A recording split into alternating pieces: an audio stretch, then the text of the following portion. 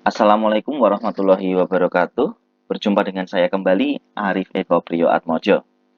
Dalam video kali ini, kita akan belajar bagaimana cara menentukan topik penelitian yang akan kita teliti. Nah, mungkin kita seringkali bingung ya, bagi para mahasiswa ataupun para dosen pemula atau peneliti pemula, bingung topik apa sih yang menarik, yang publishable, atau yang masih tren, yang masih hangat ya, untuk kita teliti begitu.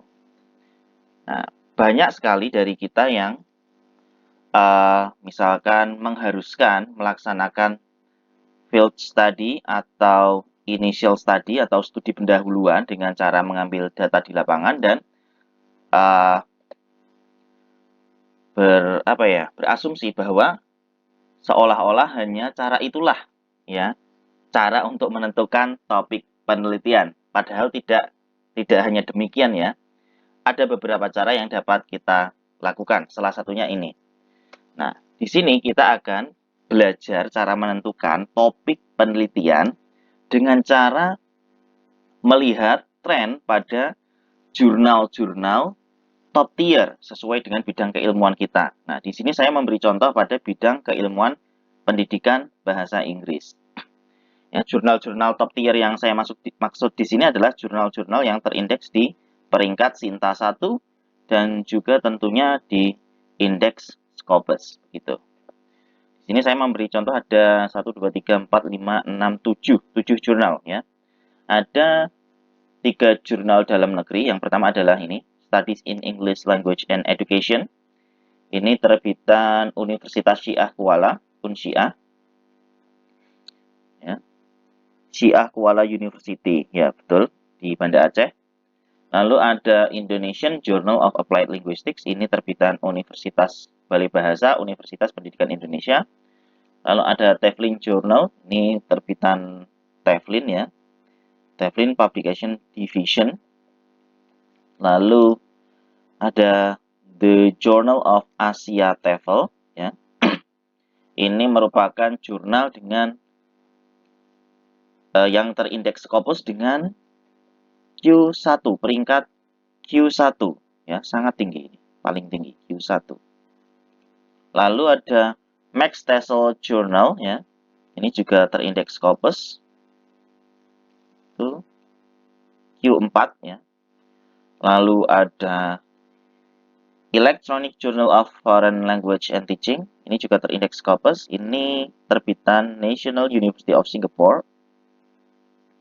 Lalu yang ketujuh ada ELT Journal yang juga terindeks Scopus dan merupakan terbitan dari Oxford University Press. Tentu saja ini sangat-sangat bereputasi. Oke, mari kita cek bagaimana caranya menentukan topik yang akan kita teliti. Entah itu untuk penulisan skripsi, entah untuk penulisan tesis, penulisan disertasi, penulisan uh, penelitian pada umumnya, ataupun untuk publikasi pada jurnal ilmiah. Pertama kita klik pada di sini, archive. Archive, kita klik ya. Archive. Kalau di sini di The Journal of Asia TEFL, di sini masuknya di Past Issues. Ini maksudnya juga archive ya. Past Issues, kita klik. Max TESOL, ada archive-nya. Nah, ini previous issue atau ya bahasa yang semacam ya. Nah, ini juga archive. Lalu ELT Journal Issues, pada Issues. Kita klik di kata Issues ini. Nah, oke, kita mulai dari yang Studies in English Language Education dulu. Coba kita lihat tren pada tahun 2021 ya, mulai dari edisi yang pertama, volume 8, nomor 1.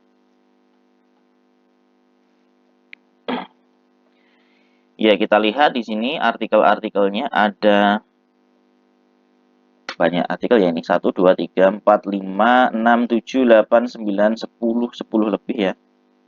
Oke, kita cek. Artikel pertama topiknya tentang students metacognitive online reading strategies ya, selama masa pandemi. Jadi ini topiknya tentang metacognitive online reading strategies. Tuh. Yang kedua adalah tentang listening skill ya pada siswa autis ya. Kemudian melalui CPR, Total Physical Response. CPR ini merupakan salah satu metode mengajar gitu. Lalu yang ketiga adalah the Webword Language Learning Strategies. Ya, strategi pembelajaran bahasa pada mahasiswa di Universitas Islam. Lalu yang berikutnya adalah persepsi ilmuwan multilingual berkebangsaan Indonesia tentang preparing, menyiapkan dan mempublikasikan penelitian, ya, manuskrip penelitian pada jurnal internasional. Lalu analisis konten kritis pada textbook, ya, atau buku ajar bahasa Inggris.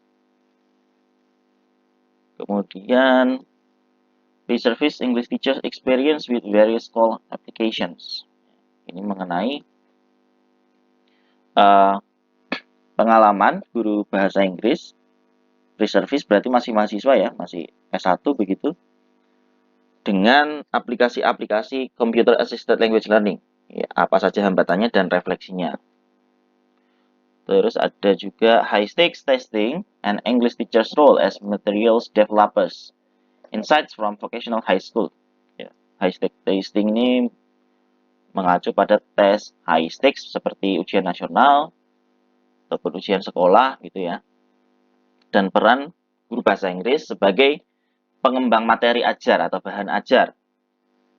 Insight dari SMK, Sekolah Menengah Kejuruan. Karena ini sangat banyak ya, saya bacakan satu lagi mungkin. Ada Indonesian Theology Student Foreign Language Reading Anxiety ya. Ini tentang reading anxiety dan juga reading performance. Sebuah studi korelasi. Ya, tadi ada banyak topik yang masih hangat di sini. Ada mengenai metacognitive online reading strategies, ada mengenai listening skill pada autistic students, lalu ada analisis konten kritis pada textbook, buku ajar, dan sebagainya. Oke. Kita back kembali, kita lihat di edisi kedua tahun 2021, trennya seperti apa. Ya.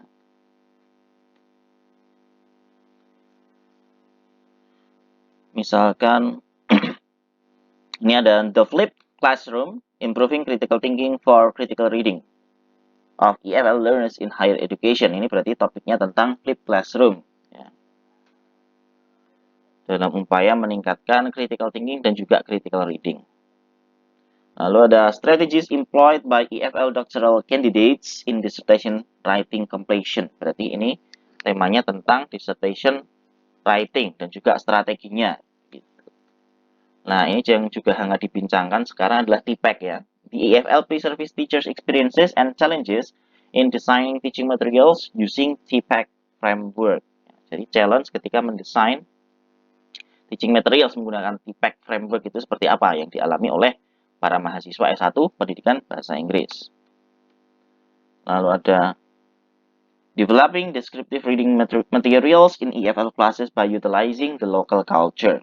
Ini topiknya tentang materials development untuk reading materials ya dengan menggunakan budaya lokal. Nah, seperti itulah.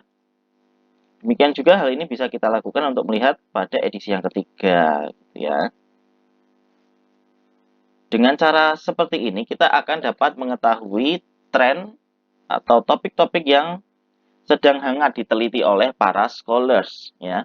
Yang mana penelitian ini tentu saja publishable di jurnal terindeks yang bereputasi, misalkan di Sinta peringkat 1, kemudian di indeks Scopus, begitu ya. Hal ini kita lakukan pada jurnal-jurnal yang lain ya, misalkan ini pada Indonesian Journal of Applied Linguistics, kita lihat tren 1 tahun terakhir ya. Di sini,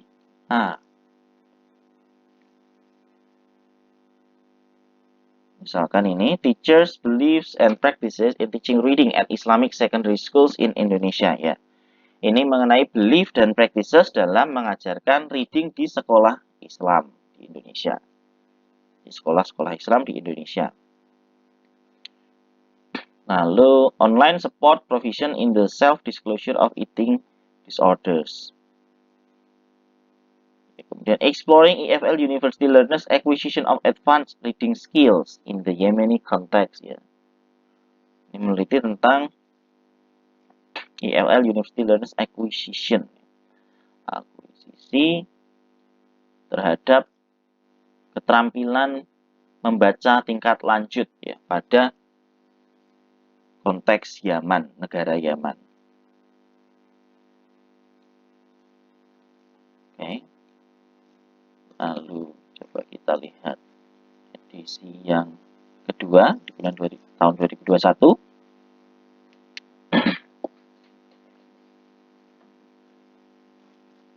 Iya. Hodge questioning ability and Hodge perception of language teachers in Indonesia ya. Ini mengenai higher order thinking skills ya. Lalu cross-cultural communication of concepts in Modiane. Kemudian ada the effect of phonological instruction for struggling readers in elementary school ya. Dan seterusnya. Nah, sekarang kita coba lihat tren di jurnal luar negeri ya. Misalkan di ini The Journal of Asia TOEFL pada edisi yang tahun 2021. Edisi Spring kita coba lihat.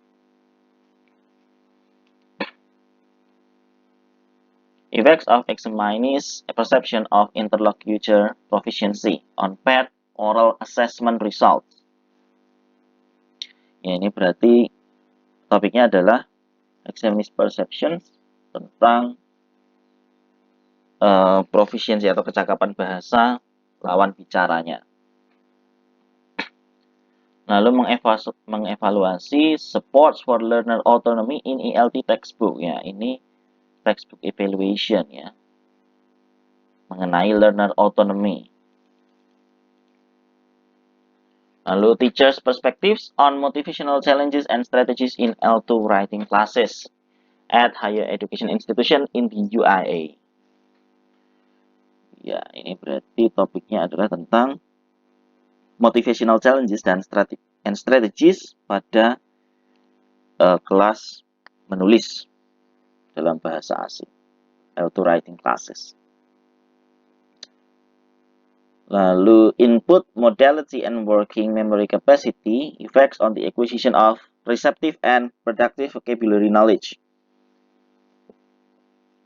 Ya, ini tentang input modality dan juga kapasitas memori ya, working memory, efek pada akuisisi pengetahuan kosakata produktif dan reseptif. Kita lihat sampai selesai ya. Ada juga using synchronous online discussion to develop EFL learners productive skill. Case study. Ini juga menarik ini. Synchronous online discussion. Berarti kalau synchronous itu ya misalkan lewat video conference atau voice ya. Bisa by voice juga sih. Tapi yang pasti dalam satu waktu ya, yang sinkron, yang synchronous. Untuk mengembangkan skill keterampilan produktif EFL learners, sebuah studi kasus. Oke, dengan demikian Anda bisa nanti membaca di semua edisi tahun 2021 seperti ini. Ya. Dan seterusnya. Nah, sehingga dengan cara seperti ini, dengan cara melihat topik-topik yang publishable di jurnal nasional terakreditasi Sinta 1 ataupun jurnal internasional, sorry tadi ya, saya bilang jurnal nasional terindeks Sinta pada Sinta peringkat 1, dan juga dengan cara melihat pada jurnal-jurnal internasional yang terindeks Scopus, yang mana jurnal itu tentunya bereputasi. Kita dapat memiliki insight, dapat mengetahui topik apa yang layak atau worth it untuk kita teliti. Misalkan tadi ada tentang TPEC, kemudian tentang online learning atau synchronous discussion, kemudian ada juga tentang critical thinking dan sebagainya di sini. Baik, saya rasa cukup sekian. Semoga video kali ini bermanfaat. Terima kasih atas atensinya. Wassalamualaikum warahmatullahi wabarakatuh.